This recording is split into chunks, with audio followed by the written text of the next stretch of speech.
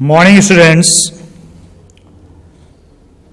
आज से आपका टॉपिक स्टार्ट होगा इनऑर्गेनिक का P block elements. Small P बनाइएगा, P block elements. P block elements को सबसे पहले हम थोड़ा डिफाइन कर लेते हैं। पी ब्लॉक एलिमेंट्स का जो मीनिंग होता है वो होता है the elements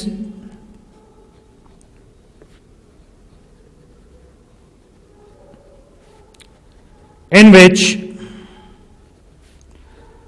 last electron enters in p subcell of ultimate shell या फिर outermost shell.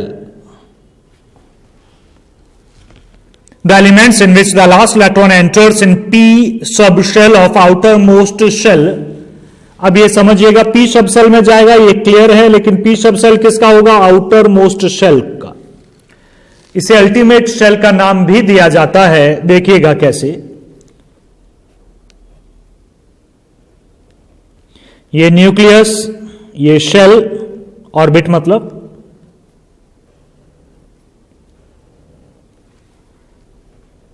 ऐसे। तो जो सबसे बाहर वाली शेल होती है उसे बुलाते हैं अल्टीमेट शेल।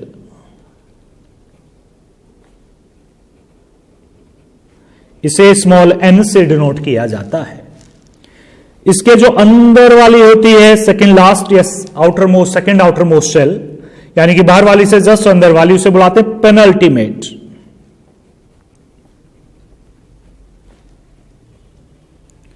पेनल्टीमेट शेल इसे रिप्रेजेंट करते हैं। अगर आउटर मोस्ट एन है तो ये n-1, उसमें से घटाया ना आपने। और एक और है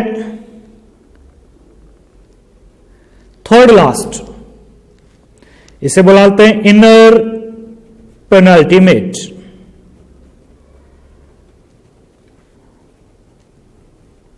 और इसे रिप्रेजेंट करते हैं n-2 से। तो पी सब सेल होगा, लेकिन वो किसका होगा? Ultimate shell. अल्टीमेट शेल मतलब आउटर मोस्ट शेल, बाहर वाला शेल।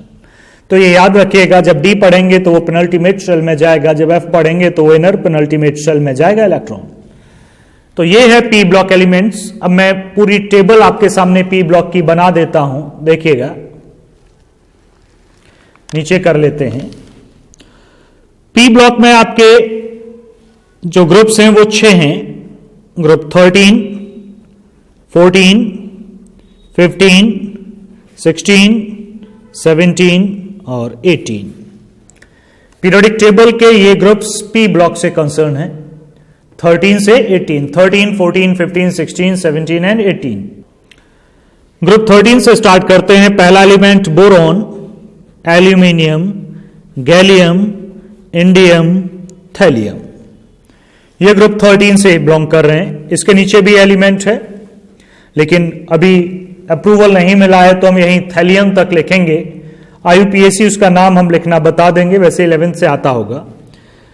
14 पर आते हैं carbon, silicon, germanium, tin SN and lead. N है ये SN। ग्रुप 15 पर आते हैं nitrogen, phosphorus, arsenic, antimony, SB होता है symbol, BI bismuth. SB antimony नाम है इसका। ग्रुप 16 पर आते हैं oxygen, sulphur, selenium, tellurium and polonium. Next पर आते हैं हेलोजेंस। ग्रुप 17 है फ्लोरीन, क्लोरीन, ब्रोमीन, आयोडीन और AT एस्टेटाइन। अब ग्रुप 18 पर आते हैं फ्लोरीन के सामने यहां नियॉन है। ये क्लियर रहे, फ्लोरीन के सामने नियॉन है, इससे ऊपर हीलियम है। ये फर्स्ट पीरियड है, यहां कोई एलिमेंट इनमें है नहीं, इसीलिए खाली जगह छोड़ी थी। Helium, neon, argon, krypton, xenon और रेडॉन, ये एलिमेंट्स हैं। अब आते हैं इनके एटॉमिक नंबर की बात करते हैं। पहले इनर्ट गैसेस की ही बात कर लें। एटॉमिक नंबर 2, यहां 2 लिख लेता हूं। इसमें 8 ऐड करोगे तो आ जाएगा 10। फिर 8 ऐड करोगे तो आ जाएगा 18, 2 8 8, फिर 18 ऐड करोगे तो आ जाएगा 36, फिर 18 ऐड करोगे तो आ जाएगा 54, फिर 32 ऐड करोगे तो आ जाएगा 86। पहले एलिमेंट लाने के लिए नट गैस का 2, फिर दूसरा 8 ऐड किया, फिर 8 18 18 32। एक्चुअल में ये पीरियोडिक टेबल के एक पहले पीरियड में 2 एलिमेंट हैं, दूसरे पीरियड में 8, तीसरे पीरियड में 8, फोर्थ में 18, फिफ्थ में 18, सिक्स में 32, सेवेंथ भी है, उसमें भी 32 प्लेसेस हैं, लेकिन अभी वो पूरा फिल नहीं है क्योंकि एलिमेंट की पूरे की डिस्कवरी अभी नहीं हुई है, तो इनकम्प्लीट बोला जाता है, लेकिन प्लेसेस 32 ही हैं, तो इन्हें मैजिक नंबर्स बुलाते हैं। एक पीरियड में प्रेजेंट एलिमेंट्स बोल दीजिएगा, इन नंबर को डिफरेंसेस के नंबर को बोल दीजिएगा, तो इनका एटॉमिक नंबर आपने लिख लिया। उसी तरह से यहां है 5 13 31 49 81, मैंने वही किया है। 5 में 8 13, फिर 18 जोड़ा, फिर 18 जोड़ा, फिर 32 जोड़ा, देख लीजिएगा 5 13 31 49 81। अब तो आप मैच कर ही लोगे, 5 के बाद ये 6 7 8 9 10, 13 ये 14 15 16 17, 31 के बाद 32 33 34 35, 49 के बाद ये 50 51 52 53 54, 81 के बाद 82 83 84 85 86। चलिए अब हम बात कर लें क्या पढ़ना है हमें इस यूनिट में। ये जो 2 ग्रुप हैं 13 14, ये क्लास 11th में थे, तो इसका मतलब है कि 4 ग्रुप्स आपको यहां पढ़ने हैं 12th में। Group 15, group 16, group 17, group 18।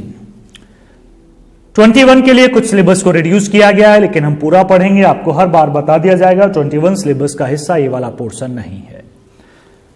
ठीक जी, तो ये ग्रुप 15 से स्टार्ट करेंगे, फिर 16, फिर 17, फिर 18 पर हम चलेंगे।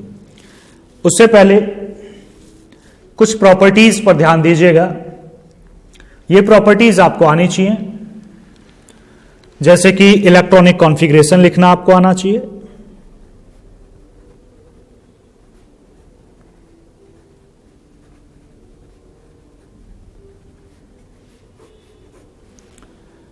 इलेक्ट्रॉनिक कॉन्फ़िगरेशन के बाद आपको एटॉमिक रेडियाई के बारे में पता हो, एटॉमिक साइज आप बुला सकते हैं, नीचे जाने पर क्या होता है, आगे जाने पर पीरियड में कैसे वेरी करता है, आपको आयोनाइजेशन एंथैल्पी के बारे में जानकारी हो, आपको इलेक्ट्रोनेगेटिविटी के बारे में जानकारी हो, और हो सके तो इलेक्ट्रॉन गेन एंथैल्पी के बारे में भी हो। ये प्रॉपर्टीज 11th के पीरियोडिक टेबल में आपको मिल जाएंगी सारी की सारी, वहां जनरल पढ़ी थी, यहां ग्रुप वाइज पढ़ेंगे। ठीक है जी, तो स्टार्ट हम करेंगे ग्रुप 15 से। Group 15 nitrogen family. चलिए आगे बढ़ते हैं, हेडिंग डाल लीजिएगा ग्रुप 15 एलिमेंट्स। पहले सारे एलिमेंट लिख लें आप यहां पर, ऐसे जैसे मैं लिख रहा हूं वैसे ही लिखें आप। Nitrogen, phosphorus, arsenic, antimony, bismuth. मैंने सिंबल लिखे, आपको नाम भी लिखने होंगे पूरे पूरे। ठीक, साइड में लिख लें, यहीं लिख लें, nitrogen, phosphorus, arsenic, antimony, ANTIMONY, and bismuth, BISMUTH, bismuth. Side में नाम, पूरे नाम आपको पता होने चाहिए। एटॉमिक नंबर मैं लिख रहा हूं इसका, नाइट्रोजन का है 7, फिर है आगे 15, फिर 8 जोड़ेंगे 33, फिर 18 जोड़ेंगे, मतलब 15 में 18 ही जोड़ा, फिर 18 जोड़ेंगे 33 में, 8 और 3 11, 51, फिर 32 जोड़ेंगे तो 83। तो ये इसके एटॉमिक नंबर हैं 7, 15, 33, 50। पहले देख के मैंने सबके लिख चुका हूं, लिख लेना। और सामने आपको कॉन्फ़िगरेशन लिखना है, जैसे नाइट्रोजन का 1s2, 2s2, 2p3, फॉस्फोरस का 1s2, 2s2, 2p6 3s2 3p3। Arsenic का 1s2 2s2 2p6 3s2 3p6 4s2 3d10 4p3। देखते हैं 33 हुए नहीं, 10 20 30 33 पूरे हो गए। सबके लिखने हैं आपको। इसमें 2p3 लास्ट में आया, इसमें 3p3 आया, इसमें 4p3 आया, नेक्स्ट में 5p3 लास्ट में आएगा, नेक्स्ट में 6p3 लास्ट में आएगा। क्लियर? देखिएगा 51 को भी। चलो 1s2 2s2 2p6 3s2 3p6 4s2 3d10 4p6 5s2 4d10। देखते हैं कितने इलेक्ट्रॉन्स हो गए। 10 20 30 38 48 3 बचे 5p3 हो गए 51 कंप्लीट। लास्ट में क्या है 5p3। ध्यान से देखो, इसमें आएगा 6p3। लिख करना इसका भी है। उससे पहले ये सेकंड सेल का है तो ये भी सेकंड सेल का है, ये थर्ड का है, ये थर्ड का है, फोर्थ का ये नहीं, सॉरी फोर्थ ये रहा, फिफ्थ का है तो फिफ्थ ये रहा। तो ग्रुप 15 का जो जनरल इलेक्ट्रॉनिक कॉन्फ़िगरेशन है, general electronic configuration of group 15, वो क्या बना? आउटर मोस्ट शेल है NS2 और NP3, NS2 NP3। ग्रुप 15 से बिलोंग कर रहा है, पूरे पी ब्लॉक का नहीं। पी ब्लॉक का तो होगा NS2 NP1 से लेकर 6 तक कुछ भी हो सकते हैं। चलिए फिजिकल प्रॉपर्टीज पर चलते हैं, इसकी हेडिंग डाल लेते हैं। चेक कीजिएगा, जनरल कॉन्फ़िगरेशन के बाद हम पढ़ेंगे जनरल कैरेक्टरिस्टिक्स। देखिए चेक कीजिएगा, जनरल कैरेक्टरिस्टिक्स पहले आते हैं, फिर आते हैं फिजिकल प्रॉपर्टीज, फिर आते हैं केमिकल प्रॉपर्टीज। हम यहां फिजिकल इतनी बहुत ज्यादा बड़ी नहीं है, हम जनरल कैरेक्टरिस्टिक्स में ही उन्हें ऐड करेंगे। जैसे कि कभी डेंसिटी आ जाती है, बॉइलिंग पॉइंट आ जाता है कि बढ़ रहा है घट रहा है, मेटेलिक कैरेक्टर्स आ जाते हैं, एटॉमिसिटी हम केमिकल प्रॉपर्टीज में लेंगे। तो समझ लीजिएगा जनरल कैरेक्टरिस्टिक्स हम पढ़ने जा रहे हैं। और सबसे पहला देखो लिखना आपको होगा, हमने जो बताए थे कि ये ट्रेंड आपको आने चाहिए 11th के क्लासिफिकेशन ऑफ एलिमेंट से, तो वो आने चाहिए। तो सबसे पहला है आपका एटॉमिक रेडियाई या एटॉमिक साइज। एटॉमिक साइज आप लिख सकते हैं या एटॉमिक रेडियाई आप लिख सकते हैं। तो पहली हेडिंग है, इसके बारे में आपको पता होना चाहिए, लिखने का तरीका भी और होता कैसे है। तो एटॉमिक रेडियाई हम बात करें, नाइट्रोजन, देखो मैं यहां लिख लेता हूं, फिर सारी प्रॉपर्टी एक साथ बता दूंगा आपको। Nitrogen, phosphorus, arsenic, antimony, bismuth, sorry Bi। Group में नीचे की तरफ हम जाते हैं, on moving down the group atomic size increases. नीचे की तरफ जाने पर एटॉमिक साइज बढ़ता चला जाता है। कारण भी आपको पता होना चाहिए, because of addition of new shells. इसमें 2 सेल हैं, इसमें 3 हैं, 4 हैं, 5 हैं, 6, बढ़ता है, सेल बढ़ते जा रहे हैं, साइज बढ़ता जा रहा है, कोई एक्सेप्शन नहीं है। हाँ, वेरिएशन देखोगे तो यहां ज्यादा इंक्रीज होता है, नीचे में कम इंक्रीज होता है, क्योंकि f ऑर्बिटल्स जैसे ही आ जाते हैं बिस्मथ के लिए तो वो पुअर शील्डिंग इफेक्ट शो करते हैं, जिसकी वजह से साइज बढ़ नहीं पाता है ज्यादा। तो नॉर्मल रखिएगा, नीचे जाने पर साइज इंक्रीज होता है क्योंकि नए सेल ऐड होते हैं। बस इतना ही आपको लिखना भी होगा, लिखना अपने आप है, आपको ध्यान दीजिएगा।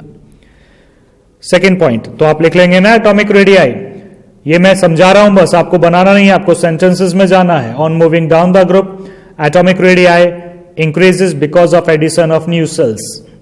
सेकेंड पॉइंट पर आते हैं, आयोनाइजेशन एंथैल्पी। आयोनाइजेशन एंथैल्पी, पहले तो ये ग्रुप के लास्ट में आता है P3, NS2 NP3। P3 का मतलब होता है हाफ फिल्ड पी सब सेल। हाफ फिल्ड है तो ये स्टेबल है, हाफ फिल्ड सब सेल है तो कैसा है, स्टेबल है। चूंकि स्टेबल है तो जनरली इनकी आयोनाइजेशन एंथैल्पी हाई होती है, पूरे ग्रुप की ही। तो जनरली मैं ग्रुप 16 से कंपेयर करूंगा, उसका साइज छोटा होगा, फिर भी आयोनाइजेशन एंथैल्पी नाइट्रोजन की ज्यादा होती है देन ऑक्सीजन की। ये पढ़ा होगा आपने, well known factor 11th class से है। तो आप सीधे सीधे बताएंगे कि जनरली इस ग्रुप 15 की, उस पूरी फैमिली की, इस पूरे ग्रुप की आयोनाइजेशन एंथैल्पी हाई होती है because of half filled configuration और द स्टेबल कॉन्फिगरेशन। लेकिन जब हम ग्रुप में नीचे की तरफ जाते हैं तो आयोनाइजेशन एंथैल्पी डिक्रीज ही होती है, कम होती है। क्यों कम होती है? क्योंकि साइज बढ़ रहा होता है और इलेक्ट्रॉन को निकालना आसान होता है। इसलिए सबसे ज्यादा आयोनाइजेशन एंथैल्पी नाइट्रोजन की है, उसके बाद फास्फोरस की है, उसके बाद आर्सेनिक की है। मतलब वही ट्रेंड है, नॉर्मल ट्रेंड है कि सबसे ज्यादा पहले वाले की, फिर कम होती चली जाती है। तो कोई एक्सेप्शन इसमें है नहीं, नॉर्मल ट्रेंड था ये भी। थर्ड पॉइंट पर आते हैं। थर्ड हम लेते हैं इलेक्ट्रोनेगेटिविटी।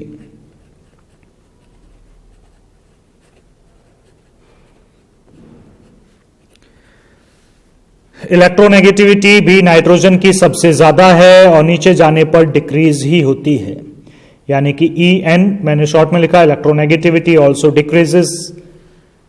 रीजन साइज बढ़ जाता है तो इलेक्ट्रोनेगेटिविटी कम हो जाती है, रीजन वही चल रहा है। अब फोर्थ पॉइंट पर आते हैं, इलेक्ट्रॉन गेन एंथैल्पी पर। तो लिख लीजिएगा इलेक्ट्रोनेगेटिविटी को प्रॉपर कि nitrogen is the most electronegative element of this group only. पूरी टेबल में तो फ्लोरीन है, इस ग्रुप का नाइट्रोजन है, और नीचे जाने पर इलेक्ट्रोनेगेटिविटी कम होती है। ठीक, रीजन एटॉमिक साइज बढ़ता है। तो यहाँ प्रॉपर लैंग्वेज में लिखा हो ये सब कुछ, ये तो मैं एक्सप्लेन कर रहा हूं, लिखना आपको है। मैंने कहा था इलेक्ट्रॉन गेन एंथैल्पी भी है, हालांकि यहां के लिए इलेक्ट्रॉन गेन एंथैल्पी की नीड नहीं है क्योंकि ये इलेक्ट्रॉन उस प्रोपोर्शन में गेन नहीं करते हैं। कारण है ये स्टेबल कॉन्फ़िगरेशन है।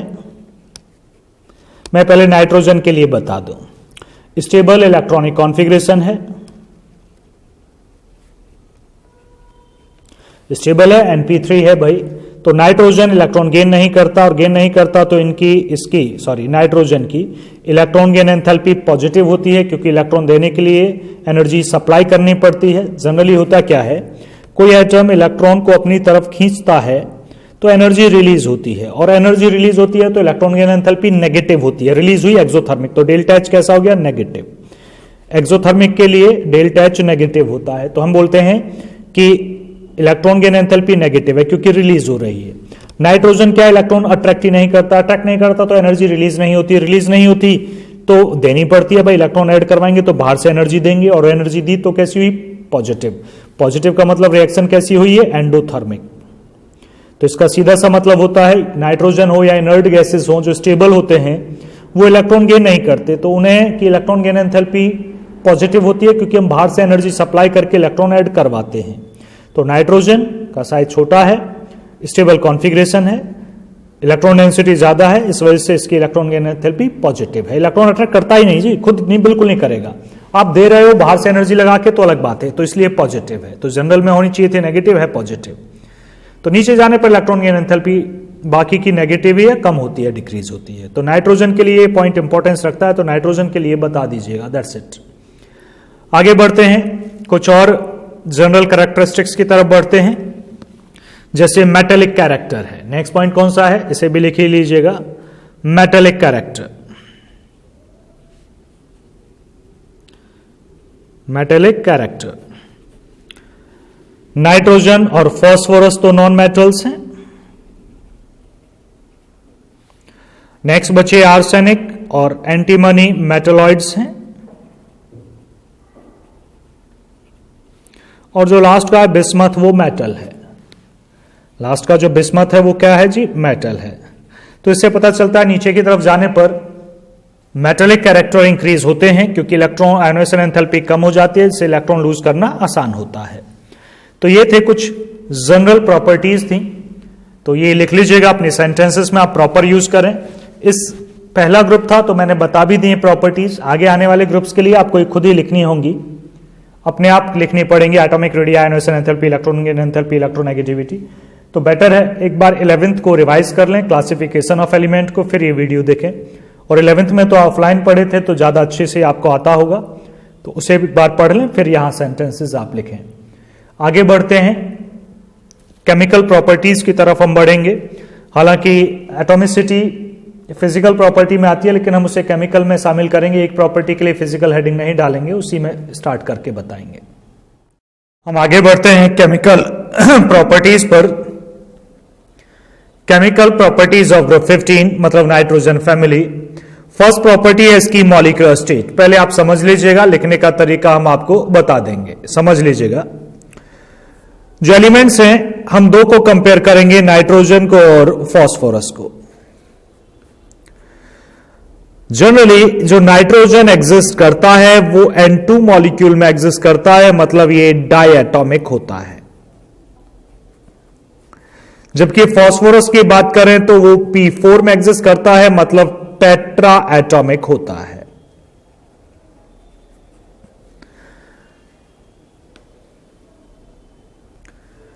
मतलब दोनों की एटॉमिसिटी अलग अलग है। नाइट्रोजन डायटॉमिक है, जबकि फास्फोरस एक टेट्रा एटॉमिक है। तो क्वेश्चन है, एक ही ग्रुप के हैं दोनों, फिर एटॉमिसिटी में डिफरेंस कैसे है? ये डायटॉमिक है तो ये भी डायटॉमिक होना चाहिए था, लेकिन ये टेट्रा एटॉमिक है। तो पहला क्वेश्चन यही आएगा कि दोनों की एटॉमिसिटी अलग अलग क्यों है? तो समझिएगा दोनों को। नाइट्रोजन का स्ट्रक्चर N2 में ये है, ये नॉन बॉन्डिंग इलेक्ट्रॉन्स। P4 का स्ट्रक्चर ये है,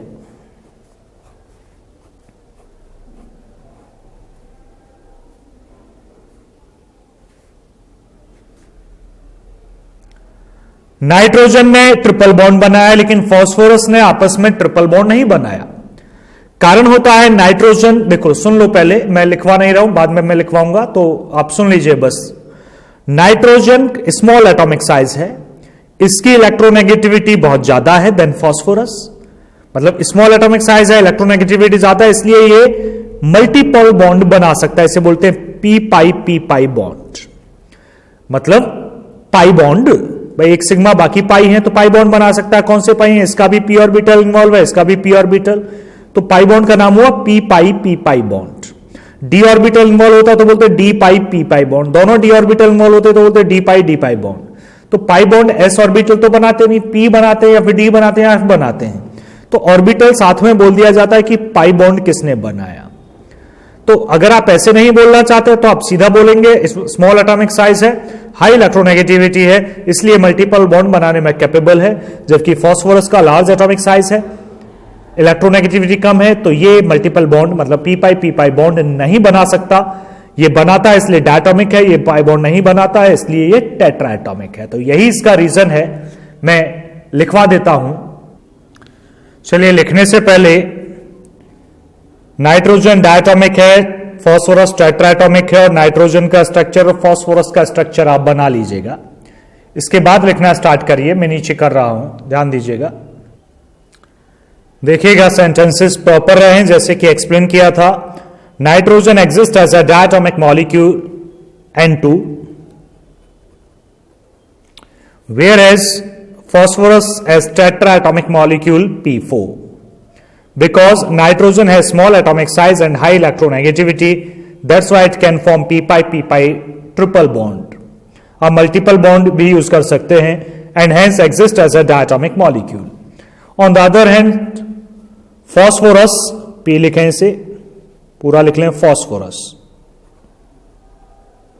Phosphorus has large atomic size and low electronegativity. That's why it cannot form p pi triple bond and hence exist as a tetraatomic molecule.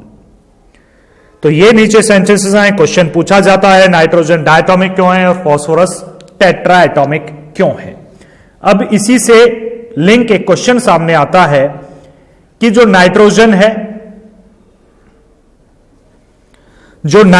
है वो gaseous state में exist करता है room temperature पर, मतलब इसकी स्टैंडर्ड स्टेट गैस है, जबकि फास्फोरस की स्टैंडर्ड स्टेट सॉलिड है। ये रूम टेम्परेचर पर ये सॉलिड है और ये गैस है। दोनों की स्टैंडर्ड स्टेट में डिफरेंसेस हैं, एक गैस है और एक सॉलिड है। तो अगला क्वेश्चन है nitrogen exist as a gas whereas phosphorus is solid, explain. देखिएगा इसका आंसर भी। तो चेक करते हैं physical state of nitrogen and phosphorus. देखिएगा, नाइट्रोजन बनाए हम, तो नाइट्रोजन एक नॉन पोलर मॉलिक्यूल है, इसके बीच में जो बॉन्ड है वो डिस्पर्सन फोर्स है या वीक वंडरवॉल फोर्स है, आप कुछ भी बुला सकते हैं, डिस्पर्सन फोर्स है। भाई गैस है तो इसका मतलब ये फोर्स वीक है, तभी तो ये गैस है। और इसकी बात करें, ये P4 भी नॉन पोलर है, ये दूसरा P4 भी नॉन पोलर है, और इसमें जो बॉन्ड है नॉन पोलर के बीच डिस्पर्सन ही होता है, ऐसा नहीं कि नाम बदला है, डिस्पर्सन फोर्स ही है। अब चूंकि ये गैस है तो इसका मतलब ये वाला जो बॉन्ड है ये वीक है, और चूंकि ये सॉलिड है इसका मतलब ये वाला फोर्स स्ट्रांग है, जबकि नाम तो एक ही है, डिस्पर्सन फोर्स।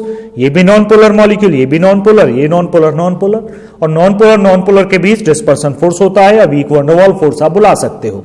फिर क्वेश्चन है ये सॉलिड कैसे हो गया सर, डिस्पर्सन है तो बिल्कुल सही बात है। ये डिस्पर्सन स्ट्रांग कैसे हो गया, यही एक्सप्लेन करना है। कोई सा भी इंटरमॉलिक्यूलर फोर्स रहा हो, मॉलिक्यूलर साइज बढ़ने से उसका मैग्नीट्यूड बढ़ता है।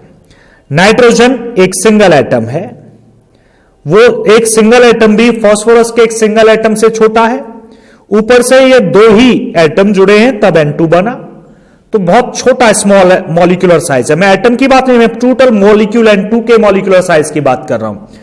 इधर फास्फोरस का मॉलिक्यूलर साइज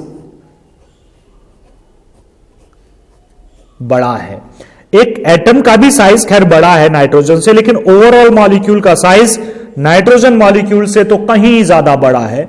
जब लार्ज मॉलिक्यूलर साइज है तो ये डिस्पर्सन फोर्स बड़े मॉलिक्यूलर साइज के बीच है, तो इसका जो मैग्नीट्यूड है इसके मैग्नीट्यूड से कहीं ज्यादा है, और ज्यादा होने की वजह से ये स्ट्रांग है, और स्ट्रांग होने की वजह से ही तो ये सॉलिड है। सॉलिड है इसका मतलब स्ट्रांग ही है, तभी सॉलिड हो सकता है। तो यही हमें सेंटेंसेस में बताना है। नाइट्रोजन गैस है रूम टेम्परेचर पे, क्योंकि ये वीक वंडरवॉल, इसके मॉलिक्यूल्स वीक वंडरवॉल फोर्स से जुड़े होते हैं, क्योंकि इसका मॉलिक्यूलर साइज स्मॉल होता है। वहीं फास्फोरस सॉलिड है रूम टेम्परेचर पर, क्योंकि इसके मॉलिक्यूल्स इस पर स्ट्रॉन्ग वंडरवॉल फोर्स या डिस्पर्सन फोर्स से जुड़े होते हैं। यह स्ट्रॉन्ग क्यों होता है, क्योंकि P4 का मॉलिक्यूलर साइज नाइट्रोजन के मॉलिक्यूलर साइज से बड़ा होता है। इसे हम सेंटेंसेस में लिख लेते हैं। देख लीजिएगा लिखने का तरीका, nitrogen is a gas whereas phosphorus is a solid, because, यही था भाई, because nitrogen is diatomic molecule, hence its molecules are associated by weak van der Waals forces. Weak forces हैं तो गैस है। Whereas P4 is tetraatomic molecule, hence its molecules are associated by stronger forces of attraction. बड़ा molecule होगा, बड़ा molecule है तो forces strong होंगे, hence it is a solid. ठीक है जी, इसमें भी आप ऐसे स्ट्रक्चर बना सकते हैं। नाइट्रोजन और फास्फोरस का ऊपर बनाया ही हुआ है आपने मॉलिक्यूलर स्टेट में कि ये डायटोमिक है, टेट्राएटॉमिक है, वहां बनाया था। आगे बढ़ते हैं, यहां से एक क्वेश्चन और बनता है। क्वेश्चन है यही मॉलिक्यूलर स्टेट से ही बनता है। क्वेश्चन है आपका, नाइट्रोजन जो गैस है N2 डायटोमिक है, गैस है, वो इनर्ट होती है। इनर्ट का मतलब लाइक इनर्ट गैस, हाँ बिल्कुल वही सही समझे। हीलियम, नियॉन, आर्गन, क्रिप्टन जैसे इनर्ट गैसेस होती हैं, ये भी लगभग इनर्ट होती है। उतनी इनर्ट तो नहीं कि जितनी हीलियम है या नियॉन है, लेकिन लीस्ट रिएक्टिव है, बहुत कम रिएक्टिव है eight room temperature, eight room temperature. Question कैसे भी आता है, कई बार लिखा होता है ये कम रिएक्टिव क्यों होती है, कई बार लिखा होता है इनर्ट क्यों होती है रूम टेम्परेचर पे, एक्सेट्रा। मतलब आपको समझना है कि इनर्ट क्यों है। तो कारण है नाइट्रोजन और दूसरे नाइट्रोजन, ये नाइट्रोजन मॉलिक्यूल है, मॉलिक्यूल हमने बना दिया। इस मॉलिक्यूल में नाइट्रोजन और नाइट्रोजन एटम ट्रिपल बॉन्ड से जुड़े हैं, और तीन बॉन्ड को तोड़ने के लिए बहुत ज्यादा एनर्जी की नीड होती है। उतनी एनर्जी मिल नहीं पाती तो ये बॉन्ड टूट नहीं पाता, और बॉन्ड टूटेगा नहीं तो नाइट्रोजन गैस रिएक्ट नहीं करेगी।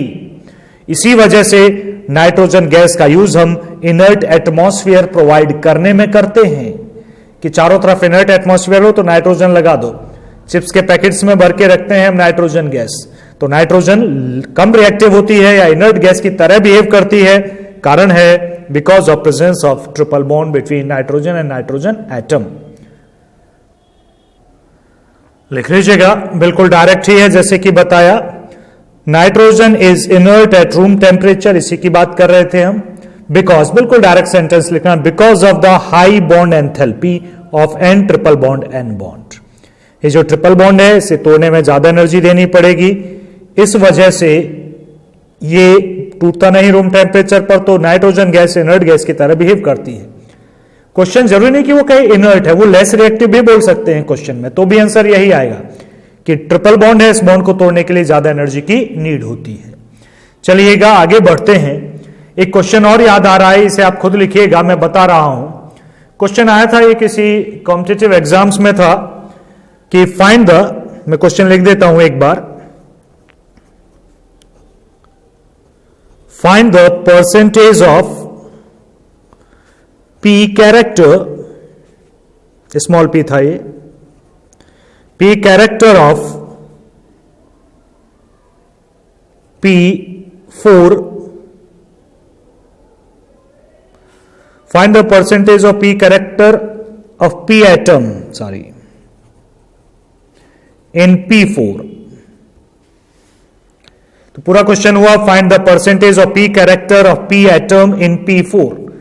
P एटम का मतलब फास्फोरस एटम के परसेंटेज निकालनी आपको P कैरेक्टर की, वो भी P4 मॉलिक्यूल में। 3 P यूज हो गए। P4 का मतलब P4 मॉलिक्यूल है, ये रहा मॉलिक्यूल।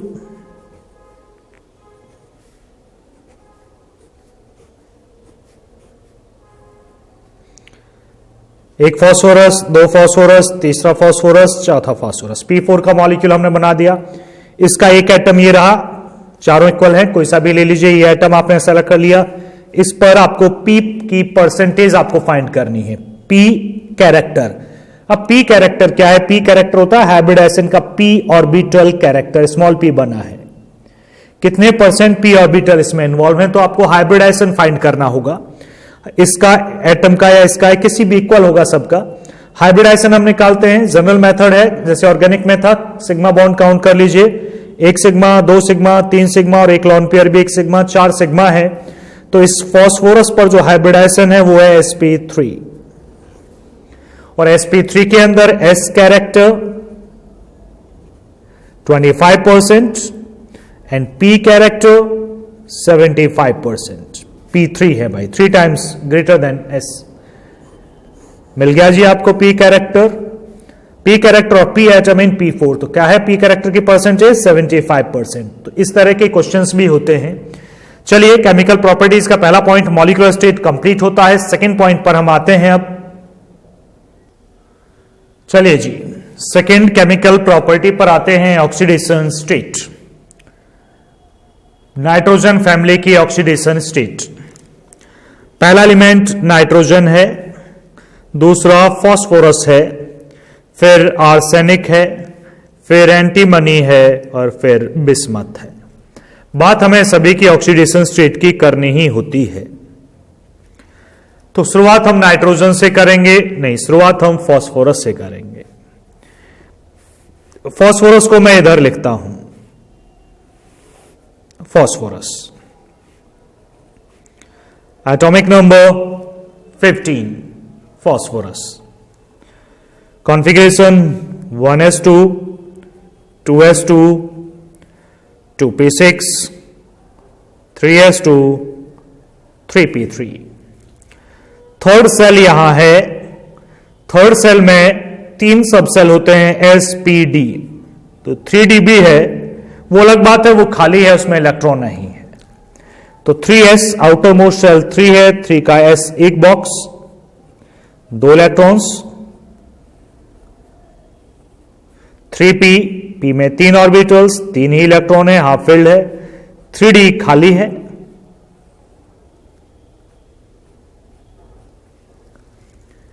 बात हम इसकी ऑक्सीडेशन स्टेट की कर रहे हैं, तो हमें देखने होते हैं कितने अनपेयर्ड इलेक्ट्रॉन है। उससे हम, ये वैलेंस बॉन्ड थ्योरी का तरीका है कि ऑक्सीडेशन स्टेट का पता करो कि कितनी कहां से कहां तक हो सकती है। ये एक प्रोबेबिलिटी बता देती है कि यहां से यहां तक हो सकती है। कैलकुलेशन का तरीका ऑक्सीडेशन स्टेट का 11th के रेडॉक्स में आया था, हम कैलकुलेट कर लेते हैं। तो वैलेंस बॉन्ड थ्योरी के हिसाब से बात करते हैं, 3 अनपेयर्ड इलेक्ट्रॉन दिख रहे हैं, तो ये -3 और +3 ऑक्सीडेशन स्टेट शो कर सकता है। ज्यादा इलेक्ट्रोनेगेटिव होगा ये किसी और से तो -3, और इससे कोई ज्यादा इलेक्ट्रोनेगेटिव और होगा तो +3। आगे हम बात करें, क्योंकि 3 अनपेयर्ड इलेक्ट्रॉन है। एक्साइटेड स्टेट, ये इसकी ग्राउंड स्टेट थी, एक्साइटेड करें तो इलेक्ट्रॉन यहां से यहां आ जाएगा, यहां से यहां जाएगा, तो कैसा स्ट्रक्चर दिखेगा देखिएगा।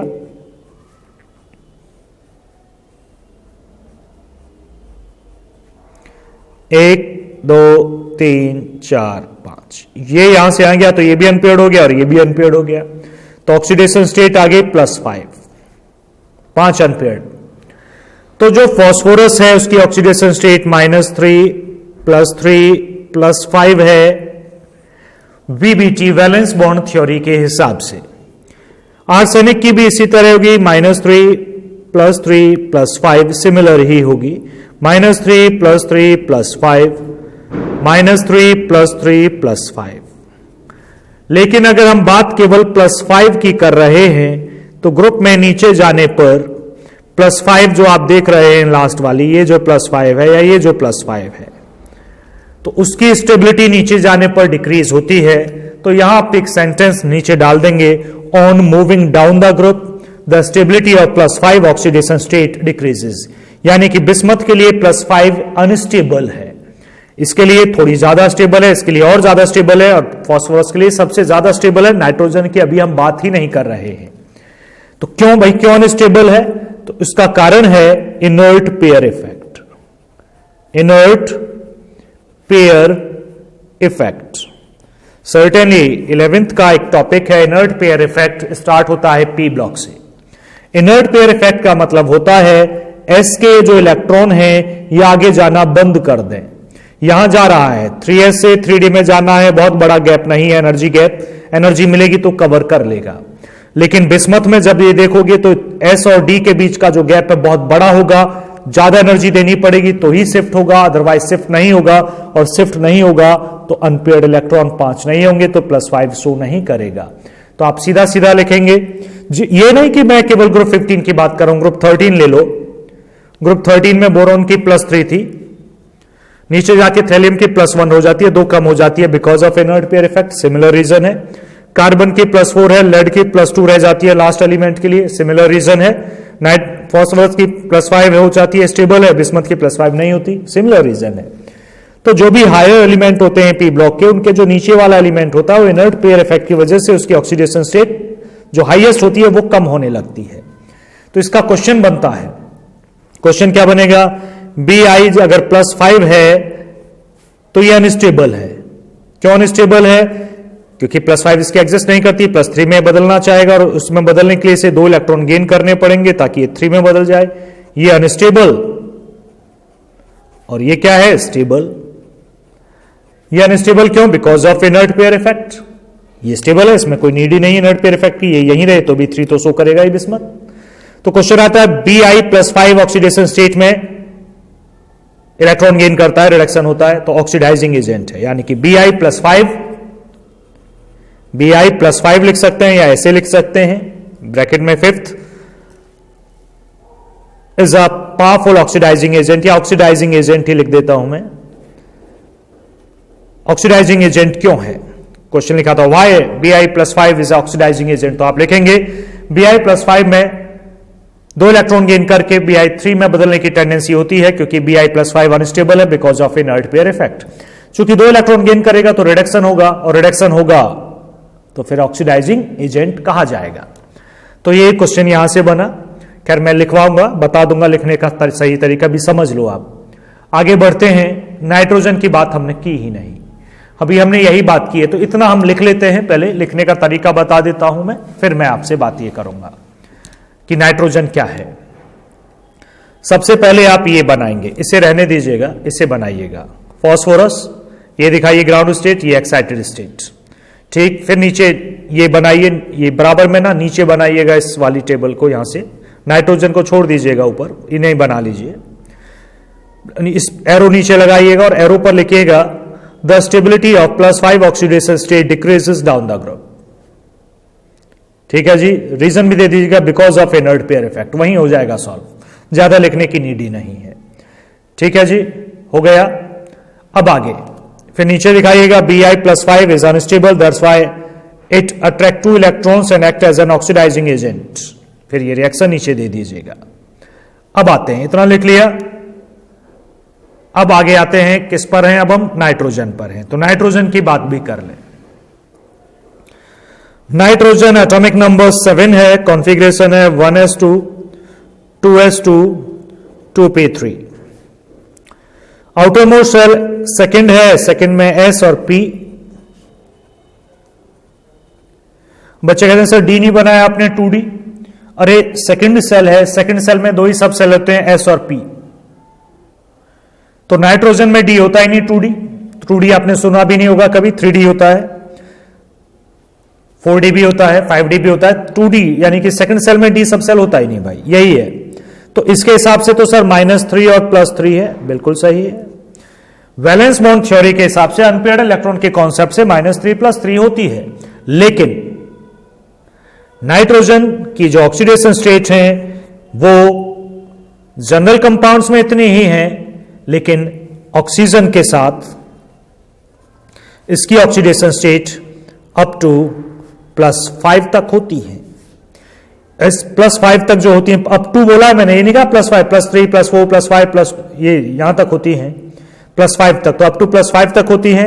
इसकी एक्सप्लेनेशन वीबीटी थ्योरी नहीं दे सकती है, तो आप सीधा लिखेंगे नाइट्रोजन, ये बना जरूर लेंगे, आगे लिखने की कुछ जरूरत नहीं है क्योंकि ये काम नहीं करेगा। आप लिखेंगे nitrogen shows up to +5 oxidation states with oxygen, या विद ऑक्सीजन दिखाने की भी नीड नहीं है। आप डायरेक्ट लिखें sentence, nitrogen show up to +5 oxidation states.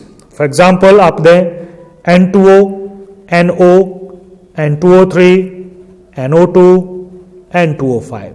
यहां नाइट्रोजन की N2O +1 होगी, नाइट्रोजन की भाई, ऑक्सीजन की थोड़ी ना। यहां +2 होगी, यहां +3 होगी, यहां +4 होगी और इसमें +5 होगी। मैंने सभी एलिमेंट्स के एक सभी कंपाउंड्स का एक एग्जांपल दे दिया, जिसमें +1 भी है, +2 भी है, +3 भी है, +4 भी है, +5 भी है। तो लेकिन इस +4 +5 को एक्सप्लेनेशन आपको वैलेंस बॉन्ड थ्योरी से नहीं मिलेगी, लेकिन आपको लिखना है, एक्सप्लेनेशन ही नहीं है लेकिन एग्जिस्टेबल है। तो हमेशा वीबीटी के हिसाब से रेडॉक्स ऑक्सीडेशन स्टेट्स अलग भी होती हैं कई बार। सही तरीका निकालने का 11th के रेडॉक्स चैप्टर से ही आता है, उसी मेथड से हमने निकाला। ऑक्सीजन -2 है, निकाल लीजिएगा। निकालने का तरीका आता होगा, जैसे मैंने यहां कैसे निकाली, नाइट्रोजन की निकालनी है 2x + 5 ऑक्सीजन की -2, कोई चार्ज नहीं है, = 0। तो 2x - 10 = 0, तो 2x = 10, तो x = +5। समझ में आ गया होगा आपको। तो ये है नाइट्रोजन के बारे में। अब यहां से क्वेश्चन और आता है, फास्फोरस जो है वो पेंटाहेलाइड्स बनाता है, जैसे PCl5 है, PBr5 है, ठीक, और अदर एलिमेंट भी, आर्सेनिक भी पेंटाहेलाइड्स बनाता है, जबकि नाइट्रोजन नहीं बनाता। कारण है, फास्फोरस में देखो 5 अनपेयर्ड इलेक्ट्रॉन है, तो 5 Cl को जोड़ सकते हैं, तो PCl5 बन गया। नाइट्रोजन में तो 3 ही Cl, 3 ही अनपेयर्ड है, तो 3 ही को तो जोड़ सकते हैं, तो नाइट्रोजन ट्राइहेलाइड्स बना सकता है, NCl5 नहीं बना सकता है, because of absence of vacant D orbital. इसमें भी खाली डी ऑर्बिटल होता, आगे 5 बन गए होते, जैसे कि ये है खाली डी ऑर्बिटल, एक शिफ्ट हो गया होता तो इसमें नाइट्रोजन में भी 5 हो जाते, लेकिन नाइट्रोजन में वैकेंट डी ऑर्बिटल नहीं है, जिसकी वजह से इसकी वैलेंसी 5 तक नहीं जाती है, मतलब 5 अनपेयर्ड इलेक्ट्रॉन नहीं हो पाते हैं, जिससे पेंटाहेलाइड्स नाइट्रोजन नहीं बनाता है। तो ये भी क्वेश्चन यहां से आएगा। मैं लिख देता हूं क्वेश्चन भी और आंसर भी। क्वेश्चन लिख देता हूं, आंसर मैं बोल दूंगा, आप लिख लीजिएगा। आप क्वेश्चन क्या लिखेंगे देखिएगा, हाँ जी, क्वेश्चन लिखिएगा, nitrogen does not form pentahalides, nitrogen does not form pentahalides like phosphorus, जैसे कि PCl5। तो लिख लिया होगा आपने question, nitrogen does not form pentahalides like phosphorus, explain. Explanation में क्या लिखिएगा, nitrogen does not have vacant d orbitals, बस इतना ही। या due to unavailability of vacant d orbitals nitrogen does not form pentahalides. Direct एक सेंटेंस में लिखना है तो because of unavailability of vacant d orbitals. Complete हुआ आपका आंसर। वैकेंट डी ऑर्बिटल नहीं है तो 5 अनपेड इलेक्ट्रॉन नहीं होंगे, और 5 अनपेड इलेक्ट्रॉन नहीं होंगे तो 5 हैलोजन को जोड़ नहीं पाएंगे। आगे बढ़ते हैं ऑक्सीडेशन स्टेट के बाद। थर्ड केमिकल प्रॉपर्टी पर आते हैं, रिएक्शन विद ऑक्सीजन। समझ लीजिएगा, ऑक्सीजन के साथ जब रिएक्ट करते हैं ग्रुप 15 एलिमेंट्स, तो जनरली 2 तरह के ऑक्साइड्स वो बनाते हैं, ट्राईऑक्साइड्स एंड पेंटाऑक्साइड। नाइट्रोजन कई सारे ऑक्साइड्स बनाता है, एक्सेप्ट नाइट्रोजन मैंने इसलिए लिखा कि ऐसा नहीं कि नाइट्रोजन ट्राईऑक्साइड नहीं बनाता, नाइट्रोजन ये भी बनाता है और ये भी बनाता है, लेकिन इसके साथ वो और भी कई सारे बना देता है, तो इसलिए हमने एक्सेप्ट लगा दिया। हालांकि ट्राईऑक्साइड नाइट्रोजन भी बनाएगा जिससे बनाते हैं, और पेंटाऑक्साइड्स भी, लेकिन नाइट्रोजन को छोड़ दें तो बाकी बचे हुए केवल 2 ही तरह के ऑक्साइड्स बनाते हैं, ट्राईऑक्साइड एंड पेंटाऑक्साइड्स। ई का मतलब एलिमेंट ऑफ ग्रुप 15, जैसे नाइट्रोजन हो तो N2O3, फास्फोरस हो तो P2O3, आर्सेनिक हो तो AS2O3 एक्सेट्रा। वैसे ही E2O5 है, नाइट्रोजन बनाता है N2O5, फास्फोरस भी बनाता है P2O5, आर्सेनिक भी बनाता है AS2O5, लेकिन नाइट्रोजन इन 2 के अलावा और भी बनाता है, इसलिए हमने एक्सेप्ट लिख लिया। The oxides in the higher oxidation state of the element is more acidic, जिसमें ज्यादा ऑक्सीजन जुड़ी होती है उसकी ज्यादा ऑक्सीडेशन स्टेट होती है और वो ज्यादा एसिडिक होता है। और अगर हम पूरे ग्रुप की बात करें, नाइट्रोजन के ज्यादा ऑक्साइड्स होते हैं, ज्यादा एसिडिक ऑक्साइड्स होते हैं, फास्फोरस के थोड़े कम, आर्सेनिक के और थोड़े कम, बिस्मथ के तो बहुत कम बेसिक हो जाते हैं। तो जैसे जैसे हम ग्रुप में नीचे जाएंगे तो एसिडिक कैरेक्टर डिक्रीज होते हैं। तो यहां तक तो आप लिख लीजिएगा। पहले अब हम पढ़ लें, आप यहां एक्सेप्ट ऑफ नाइट्रोजन नहीं लिखेंगे तो भी सही ही सेंटेंस होगा, क्योंकि नाइट्रोजन ये 2 तो बनाता ही है। लीजिए मैं हटा ही देता हूं, सभी बनाते हैं। नाइट्रोजन ज्यादा बनाता है तो वो इंडिविजुअल हम स्टडी करने जा ही रहे हैं। तो नीचे हम लिख लेते हैं ऑक्साइड्स ऑफ नाइट्रोजन। इसी के अंदर एक पॉइंट आ गया, ऑक्साइड्स ऑफ नाइट्रोजन। फिर ये खत्म हो जाएगा तो पढ़ेंगे ऑक्साइड्स ऑफ फास्फोरस। तो 2 के तो स्टडी कर ही लेते हैं। देखिएगा भाई, इसमें एक सेंटेंस लिख लीजिएगा, nitrogen form a number of oxides with oxygen. For example देखो, सेंटेंस लिखा हूं, मैं सेंटेंस नहीं लिख रहा हूं, आपको क्या लिखना है, nitrogen forms a number of oxides with oxygen such as N2O, NO, N2O3, NO2, N2O4, N2O5, 1 2 3 4 5 6। जिनकी बात हम कर रहे थे डाइऑक्साइड ये रहा, पेंटाऑक्साइड ये रहा। बाकी अदर एलिमेंट नाइट्रोजन को छोड़ दें तो केवल 2 ही बनाते हैं। ये तो बहुत सारे ऑक्साइड्स बना रहा है। अब इन ऑक्साइड्स को 1 बाय 1 हमें स्टडी करना है। देखिएगा, फर्स्ट हेडिंग डाल लीजिएगा इसमें से, ये इसका नाम है नाइट्रस ऑक्साइड।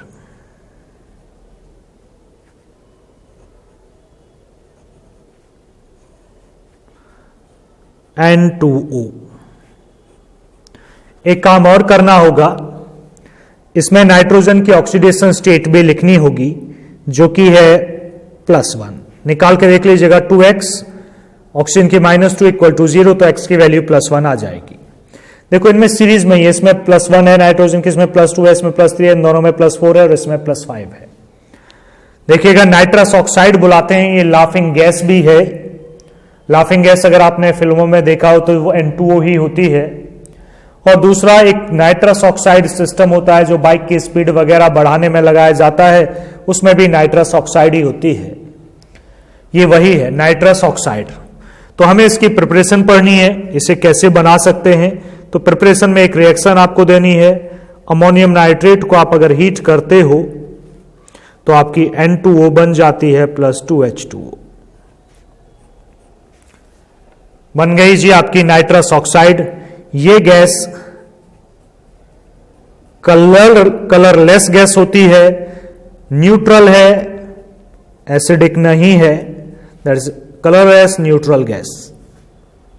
तो इसकी फिजिकल प्रॉपर्टीज भी आप लिख लें। इसमें ऑक्सीडेशन स्टेट 1 है, ये मैंने लिख दिया है। और सबसे बड़ी बात, इसका स्ट्रक्चर भी आपको बनाना होगा। देखिएगा स्ट्रक्चर मैं यहां बना लेता हूं। ये पॉजिटिव, ये नेगेटिव, ओवरऑल न्यूट्रल। रेजोनेंस भी बना सकते हैं, डबल बॉन्ड दोनों तरफ आ जाएगा, तो पॉजिटिव और नेगेटिव नाइट्रोजन हो जाएगा, तो रेजोनेंस भी बन जाएंगे। ये इसका स्ट्रक्चर है नाइट्रस ऑक्साइड का। सेकंड पर आते हैं, फर्स्ट पॉइंट था, ए डाल लेता हूं मैं इसे। बी पर आते हैं, बी है नाइट्रिक ऑक्साइड। NO को क्या बुलाते हैं? Nitric oxide. बस आपको पढ़ना यही है, प्रिपरेशन की एक रिएक्शन, प्रॉपर्टीज फिजिकल 1-2 और स्ट्रक्चर जरूरी है। 21 में तो प्रिपरेशन नहीं है, स्ट्रक्चर ही नीड है। सेकेंड है नाइट्रिक ऑक्साइड, NO। क्या बार इन्हें नाइट्रोजन ऑक्साइड बुला लेते हैं और ब्रैकेट में लिख देते हैं नाइट्रोजन सेकेंड ऑक्साइड। सेकेंड का मतलब है इसकी ऑक्सीडेशन स्टेट +2 है, तो नाइट्रोजन सेकेंड ऑक्साइड ऐसे भी लिख लेते हैं हम इनके नाम को। नाइट्रोजन सेकेंड ऑक्साइड, ऊपर का नाम क्या हो जाएगा? Nitrogen first oxide etcetera. देखो ऐसे,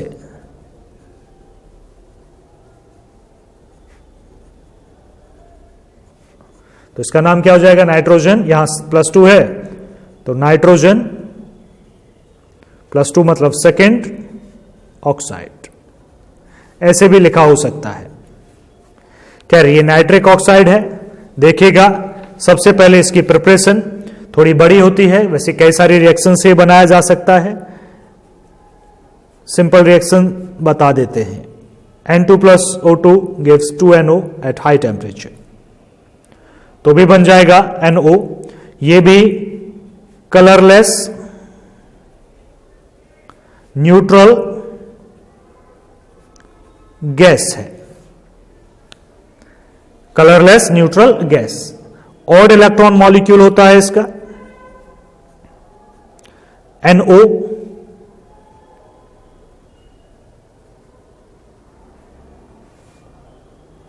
ये इसका स्ट्रक्चर है साथ में। थर्ड पर आते हैं, थर्ड था N2O3, N2 डाइनाइट्रोजन ट्राईऑक्साइड, ऐसे भी आप बुला सकते हो, या इस फॉर्मेट में लिखना है तो नाइट्रोजन देख लो पहले, इसका वो देख लो मैं ऑक्सीडेशन स्टेट क्या है।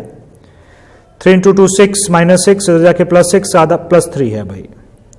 तो इस फॉर्मेट में लिखना हो तो नाइट्रोजन थर्ड ऑक्साइड आप लिख सकते हैं, नाइट्रोजन थर्ड ऑक्साइड। मैं अब नहीं लिख रहा हूं कि बार बार मैं लिखता रहूं। रिएक्शन देखिएगा, 2NO दिख नहीं रहा, ऊपर कर लेता हूं मैं। 2NO + N2O4, 2NO + N2O4 आपको कूल करना होगा 250 केल्विन तक। अरे 298 केल्विन रूम टेम्परेचर है, आप कम कर रहे हैं या कूल कर रहे हैं, बिना कूलिंग के रिएक्शन नहीं होगी। N2O3 क्या बना? N2O3। ये कलरलेस नहीं है, ब्लू कलर है, ब्लू कलर का ये सॉलिड है, ब्लू एसिडिक नेचर है इसकी।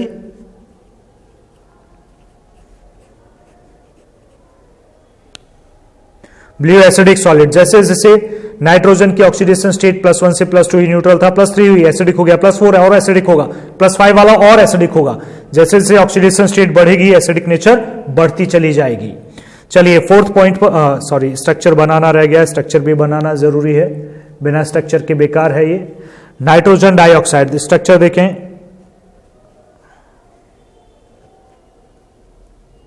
पांच इलेक्ट्रॉन होते हैं नाइट्रोजन के, 2 यहां 3 यहां, 2 बचे हुए हैं, 2 यहां, 1 कोऑर्डिनेट बॉन्ड। इसके 4 इलेक्ट्रॉन नॉन बॉन्डिंग है, 2 ने बॉन्ड बनाया, इसके भी 4 इलेक्ट्रॉन नॉन बॉन्डिंग है, 2 ने बॉन्ड बनाया, इसके 6 के 6 नॉन बॉन्डिंग है, क्योंकि इसने एक भी इलेक्ट्रॉन शेयरिंग में नहीं दिया है। तो आप सिंपल एरो ना बना के सिंपल बॉन्ड बनाते हैं और इलेक्ट्रॉन दिखा देते हैं तो भी ठीक है, वो कोऑर्डिनेट ही बोला जाएगा। तो ये कोवेलेंट बॉन्ड के फॉर्मेट में भी दिखाते हैं, जैसे एनसीईआरटी है दिखा रही है, वैसे आप भी दिखा सकते हैं। फोर्थ पर आते हैं NO2 नाइट्रोजन डाइऑक्साइड पर। देखिएगा नाइट्रोजन डाइऑक्साइड ऑक्सीडेशन स्टेट निकालें, ऑक्सीजन की -2, 2 2 = 4, तो कितनी हो जाएगी? +4। तो नाइट्रोजन ब्रैकेट में 4 ऑक्साइड, आप ऐसे भी बुला सकते हैं इसे, नाइट्रोजन 4 ऑक्साइड या नाइट्रोजन डाइऑक्साइड बुला सकते हैं। देखिएगा शुरुआत वहीं से करते हैं, ये भी ऑड इलेक्ट्रॉन मॉलिक्यूल है, NO की तरह शुरुआत होगी प्रिपरेशन से। लेड नाइट्रेट से इसे बनाया जाता है 2PbNO3 का होल ट्वाइस गिव्स, हीट आपको करना पड़ेगा यहां, हीट करने के लिए 673 केल्विन टेम्परेचर है। हाई टेम्परेचर पे हीट करेंगे तो बनेगा NO2, 4NO2 molecule, 2PbO plus oxygen, ये बन गया आपका नाइट्रोजन डाइऑक्साइड। इसकी प्रॉपर्टी देखिएगा, बड़ा इंपॉर्टेंस रखती है NO2 सबसे ज्यादा। ये ब्राउन कलर की गैस है, ब्राउन एसिडिक गैस, एसिडिक है ये, पहले वाले से N2O3 से ज्यादा एसिडिक है, वो ब्लू कलर था वो सॉलिड था, ये गैस है। और एक और चीज स्ट्रक्चर पर आते हैं, सबसे ज्यादा जरूरी शायद यही है,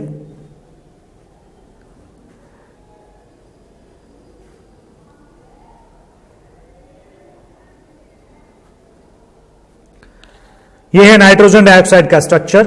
देखो इसने तो पूरे 2 बॉन्ड बनाए, पूरा ऑक्टेट कंप्लीट, इसने 6 के 6 इलेक्ट्रॉन, इसका मतलब एक कोऑर्डिनेट बॉन्ड है। ऑक्सीजन ने एक भी नहीं दिया शेयरिंग में, नाइट्रोजन के दोनों, नाइट्रोजन के 2 यहां 4 और एक यहां 5। अब नाइट्रोजन के सेंटर में कितने इलेक्ट्रॉन हैं, इसके लिए ये ऑड इलेक्ट्रॉन मॉलिक्यूल तो है,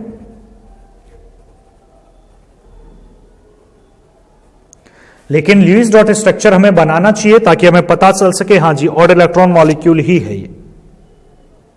देखिएगा नाइट्रोजन 5 इलेक्ट्रॉन्स होते हैं, 1 2 3 4 5। ऑक्सीजन आया इसके शेयरिंग में 2 4 6, ऑक्सीजन के 6, ऑक्सीजन का ऑक्टेट कंप्लीट। इधर भी ऑक्सीजन आया लेकिन ऑक्सीजन ने शेयरिंग नहीं करी, इसके ही लिए ऑक्सीजन का ऑक्टेट अभी भी कंप्लीट है। नाइट्रोजन का देखते हैं कितना कंप्लीट है भैया, 4 5 6 7। तो नाइट्रोजन के जो सेंट्रल एटम है नाइट्रोजन NO2 में, उसमें 7 इलेक्ट्रॉन है, मतलब ये ऑड इलेक्ट्रॉन मॉलिक्यूल है। क्लियर हो गया भाई, ऑड इलेक्ट्रॉन है। अब क्या है, ऑड इलेक्ट्रॉन होने की वजह से हाईली रिएक्टिव है। तो ये जो NO2 आप देख रहे हैं ये ऑड इलेक्ट्रॉन है, एक सिंगल इलेक्ट्रॉन बचा हुआ है, पेयरिंग के लिए कुछ नहीं है इसके पास। इसी वजह से देखो एरो की जगह आप सिंपल बॉन्ड भी बना सकते हो कोऑर्डिनेट का। इसी वजह से ये 2 मॉलिक्यूल आपस में जुड़कर, भाई एक मॉलिक्यूल ये रहा, एक मॉलिक्यूल ये रहा, दोनों NO2 के हैं, 6 इलेक्ट्रॉन इसके, कोऑर्डिनेट बॉन्ड है, 4 इसके, 4 6, इधर भी डबल बॉन्ड वाले पे 4, दूसरे वाले पर 6, एक इसका था एक इसका, आपस में इन्होंने क्या कर ली, शेयरिंग। इस प्रोसेस को बुलाते हैं डाइमेराइजेशन। यानी कि अगर इसे आप कूल कर दोगे NO2 को तो ये N2O4 में बदल जाएगा डाइमराइज, और हीट कर दोगे तो ये बॉन्ड टूट जाएगा, तो फिर से ये मोनोमर में बदल जाएगा।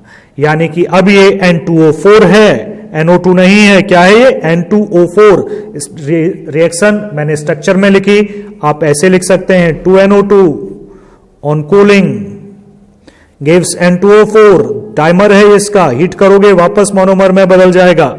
N2O4 की आपको प्रॉपर्टी लिखनी होंगी, ये कलरलेस है,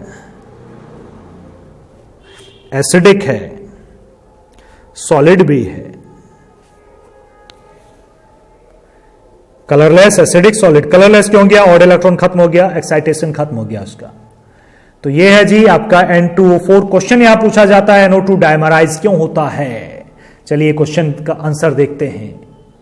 क्वेश्चन ये पूछा जाता है, मैंने लिख दिया क्वेश्चन की फॉर्म में, व्हाई डज NO2 डाइमराइज। तो आप बताएंगे NO2 एक ऑड इलेक्ट्रॉन मॉलिक्यूल है, इसके आउटर में 7 इलेक्ट्रॉन्स हैं, ये अपने आप को स्टेबल करना चाहता है, स्टेबल करने के लिए इसे ऑक्टेट कंप्लीट करना होता है, इसलिए डाइमराइज होता है। अब इसी सेंटेंस को मैं लिख के आपको बता देता हूं इसके आंसर में इसके नीचे ही लिख देता हूं, देख लीजिएगा, आप भी लिख लीजिएगा, क्वेश्चन भी और आंसर भी। आंसर देख लीजिएगा, मैंने लिख दिया है वही जो बताया था। NO2 contains odd number of valence electrons, कितने थे, 7 थे। On dimerization, it is converted to stable N2O4 molecule with even number of electrons 8. Octet पूरा स्टेबलाइजेशन आ गया. तो NO2 अनस्टेबल है, कूल करने पर स्टेबलाइजेशन बढ़ेगा, N2O4 में बदल जाएगा, हीट करोगे अनस्टेबिलिटी बढ़ेगी, वापस NO2 में बदल जाएगा. तो ये था आपका फिफ्थ नाइट्रोजन ऑक्साइड. नेक्स्ट पर चलते हैं डाइनाइट्रोजन पेंटाऑक्साइड N2O5 पर. चेक कीजिएगा डाइनाइट्रोजन पेंटाऑक्साइड N2O5, नाइट्रोजन की ऑक्सीडेशन स्टेट +5. लास्ट है भाई ये 5 ऑक्सीडेशन स्टेट वाला है. यहां पर रिएक्शन में पहले प्रिपरेशन की रिएक्शन हम पढ़ लेते हैं. 4HNO3 plus P4O10 gives 4HPO3 plus 2N2O5. ये इसकी प्रिपरेशन है, रिएक्शन बैलेंस्ड होगी. ये कलरलेस तो है, कलरलेस एसिडिक है, बहुत सबसे ज्यादा एसिडिक यही है क्योंकि नाइट्रोजन की सबसे ज्यादा ऑक्सीडेशन स्टेट यही है. सॉलिड भी है, बड़ा मॉलिक्यूल है, गैस नहीं है, सॉलिड है. स्ट्रक्चर पर आते हैं.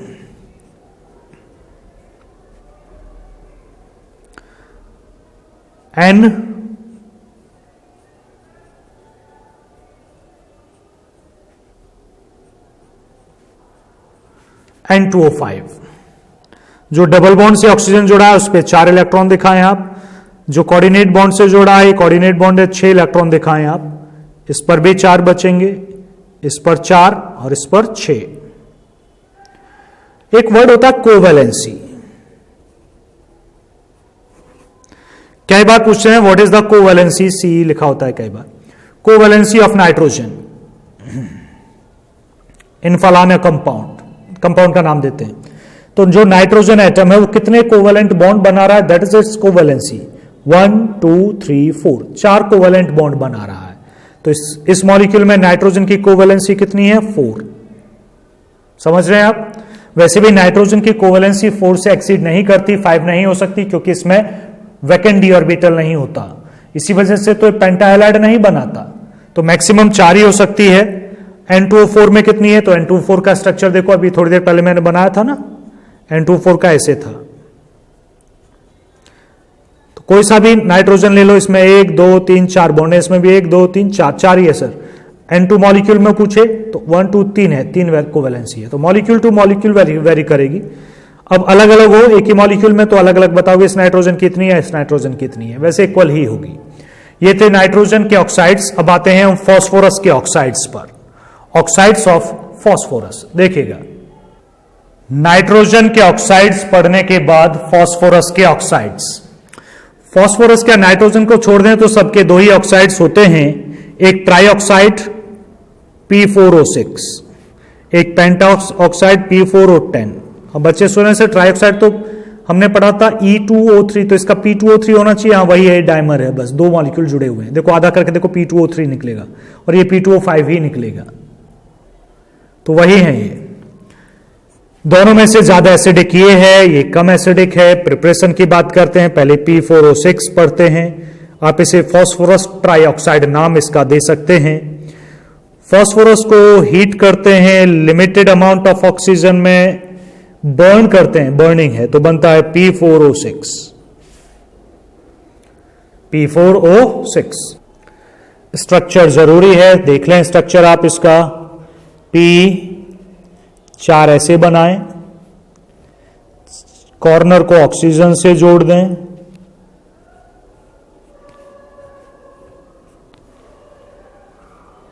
ये ब्रिज है ऊपर की तरफ है, यहां ऐसे बनाया, ये भी ब्रिज है, यहां बनाना है तो हम ऐसे बनाते हैं. इस पर एक एक लॉन पेयर दिखा देते हैं चारों फॉस्फोरस पर.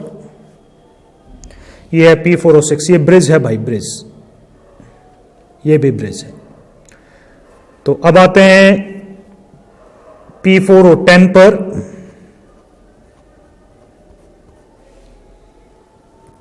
रिएक्शन ऐसे ही है, बर्निंग है, बस इसमें है एक्सेस अमाउंट में है ऑक्सीजन, लार्ज अमाउंट.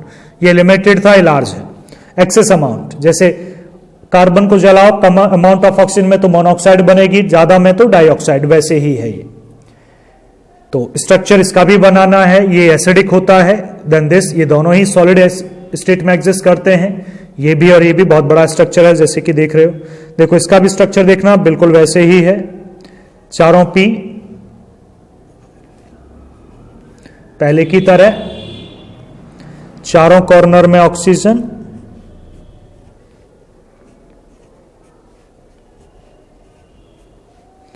फिर ब्रिज का ऑक्सीजन, और फिर यहां भी ऑक्सीजन, जो लोन पेयर था वो डबल बॉन्ड से ऑक्सीजन। तो ये हो गया आपका P4O10, काउंट कर सकते हैं आप। तो दोनों का ही है, केज लाइक स्ट्रक्चर है, कैविटी लाइक, क्योंकि इसमें मल्टीपल बॉन्ड नहीं होते। नाइट्रोजन के ऑक्साइड्स में केज लाइक स्ट्रक्चर नहीं होता क्योंकि उसमें मल्टीपल बॉन्ड बनाने की टेंडेंसी होती है। चलिए ऑक्साइड्स आपके कंप्लीट हुए, इतना ही है आज के लेक्चर में। नेक्स्ट प्रॉपर्टीज अभी कंटिन्यू करेंगे, केमिकल प्रॉपर्टीज ऑफ ग्रुप 15, और नेक्स्ट में शायद ये ग्रुप 15 खत्म हो जाएगा, 16 स्टार्ट हो जाएगा।